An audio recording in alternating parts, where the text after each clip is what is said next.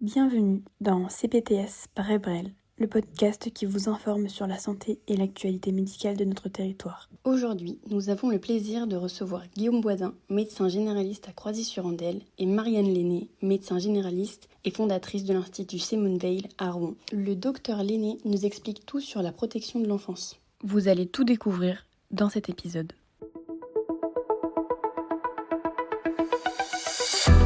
Bonjour, docteur Lenné, merci de nous accueillir au département. Vous êtes médecin généraliste, avant tout.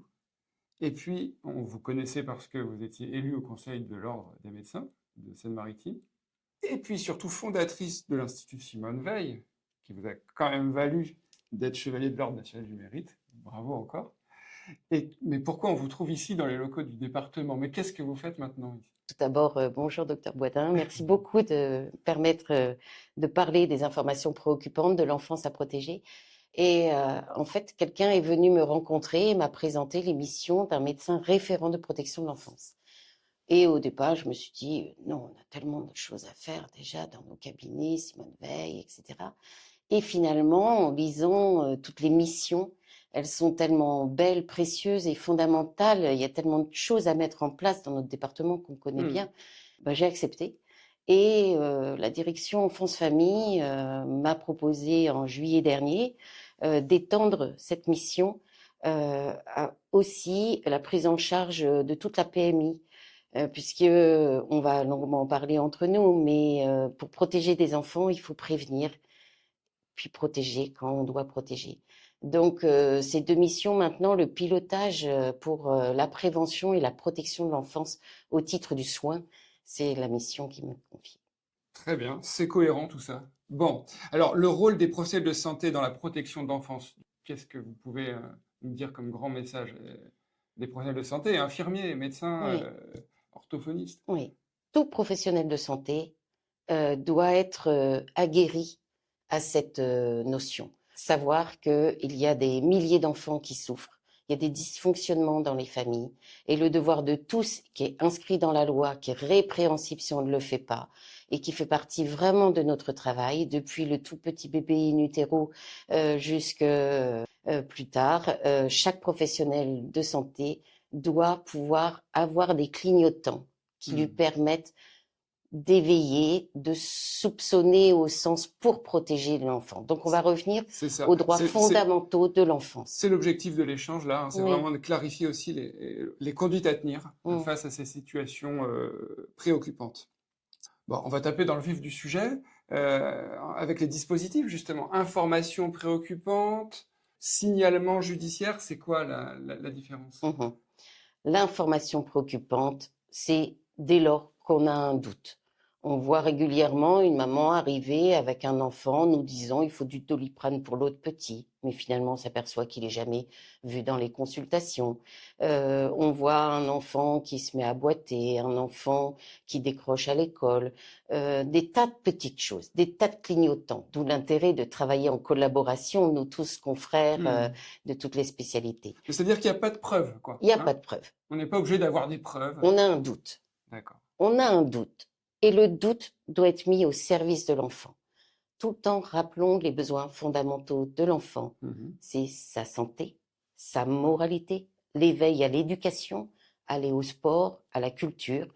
Ça peut être dans les informations préoccupantes un enfant il y a toujours des arguments pour dire qu'il ne peut pas aller à la sortie scolaire. Il ne peut pas aller à l'épreuve de sport, aller à la piscine.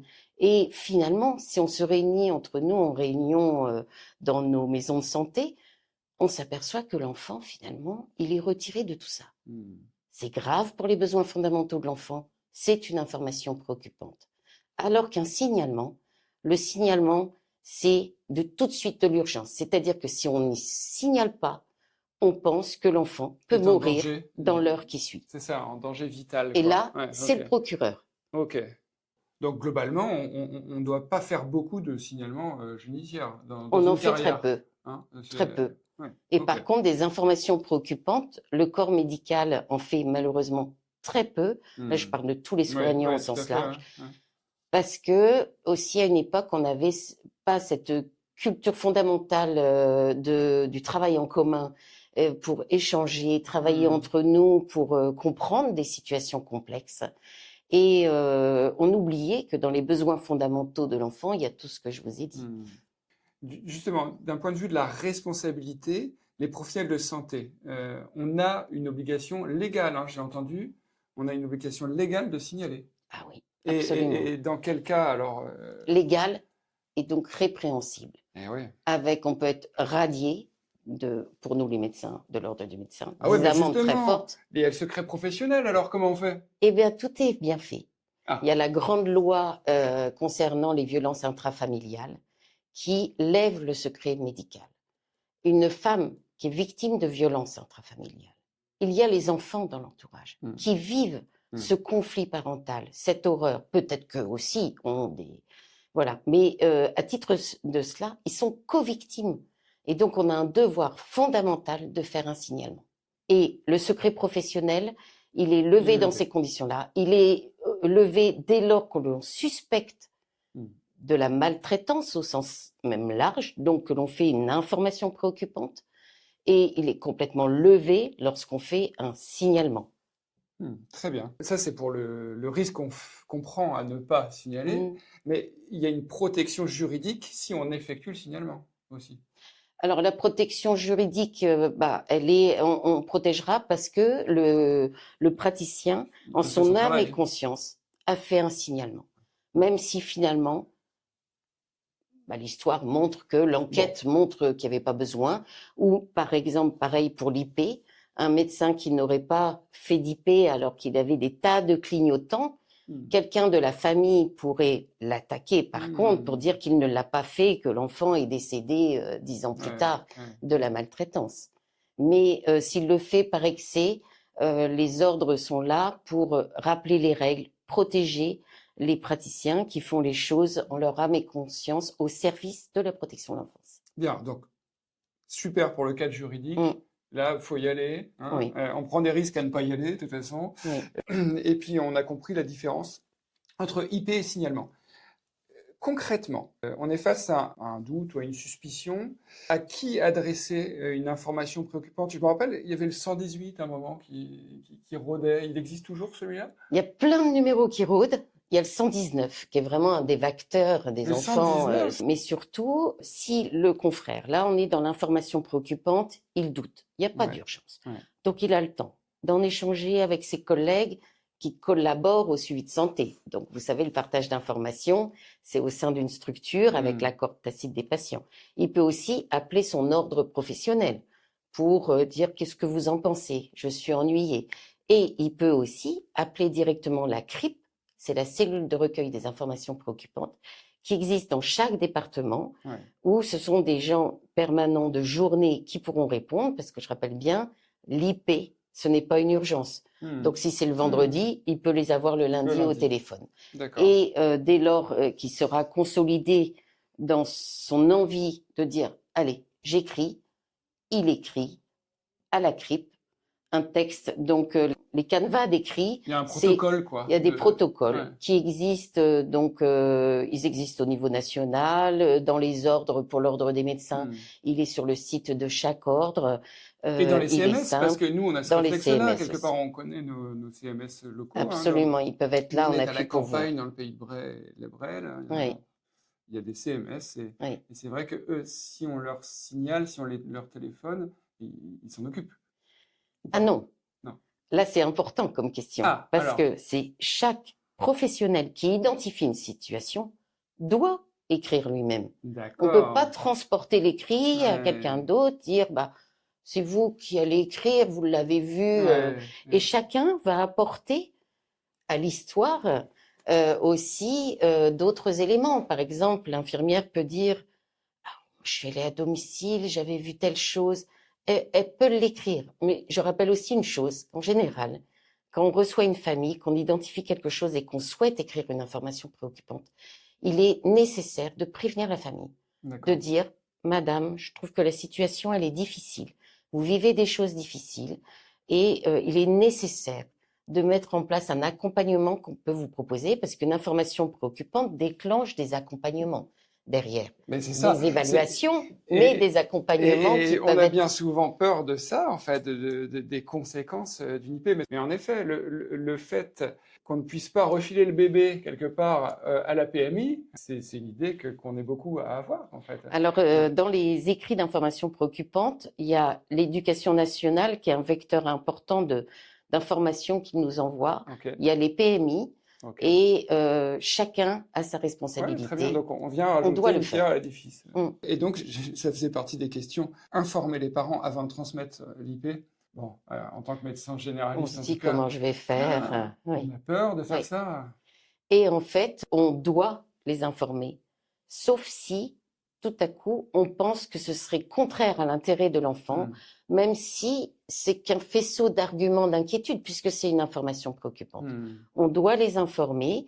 Et ensuite, je dois rappeler que toutes les études en France montrent qu'aucun confrère, je parle des médecins, Oui. mais dans tous les articles aussi pour les sociaux et les autres professions de santé, aucun a vécu, on peut avoir après des je vais vous C'est tuer, je ça? vais ci, je vais ça, il n'y a jamais eu de fait.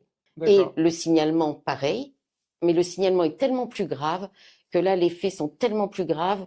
Parfois, on dit, pour protéger l'enfant, j'ai souhaité ne pas prévenir les parents de mon écrit. Mais on précise dans la lettre si on a écrit, si on a informé. Mais on n'a pas à leur lire et à leur remettre en main propre. Ok, Ce n'est pas un certificat médical. ok. Une IP comme un signalement, ce n'est pas un certificat médical. Qu'est-ce que vous nous conseilleriez comme présentation aux parents? Aux parents, je dirais, je vous remercie, on a pris tout ce temps de consultation ensemble, mais je reste inquiet pour le développement de l'enfant ou pour ses troubles de la marche et je souhaite prévenir les collègues, voir quel accompagnement on D'accord.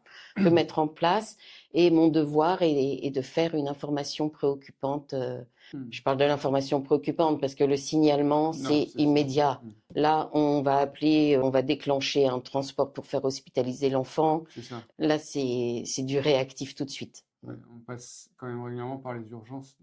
Et dans ce cas-là, on Mm. détourne, on dit, écoutez, là quand même, avec tous les bleus, il a peut-être une maladie de coagulation du sang, il Tout est à fait. nécessaire, je peut vais arriver, appeler les ambulances pour qu'ils viennent le chercher et pour faire le point aux urgences. Alors, dans le contenu de cette IP, dans ce courrier, Mm. quoi, quelque part, qu'est-ce qui doit figurer?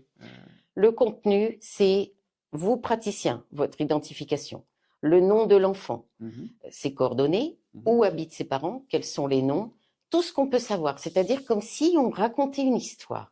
J'ai reçu ce jour l'enfant, il me semble que depuis quelques mois, j'ai observé ça, ça, ça. L'enfant me dit aujourd'hui que ce qui ne correspond pas au dire du papa ou de la maman, à ce titre-là, je tiens à veiller votre attention et vous porte à connaissance ce dossier. Un certificat descriptif. Voilà. Qu'on peut adresser par mail, peut-être? Alors, on peut adresser par mail à la Ouais. CRIP. Très important, les parquets. Parce que la CRIP, il y en a une pour le département, une dans chaque département. Et les parquets, nous avons 3 parquets. Et le parquet, c'est de la résidence de l'enfant. Donc, si vous savez que l'enfant, il est près de Dieppe et que vous travaillez à Rouen, eh bien, vous allez envoyer au parquet de Dieppe. Et puis, si vous ne savez pas, je vais vous mettre les coordonnées des 3 parquets. Ça va transférer. Oui. Ça, c'est le rôle de nos CPTS aussi, de savoir guider là-dessus, d'être une ressource. Les conséquences. J'aimerais qu'on revienne sur les conséquences d'une IP. Donc là, pour nous, on a peur en effet, de l'agression d'un parent violent. Ça, c'est un frein.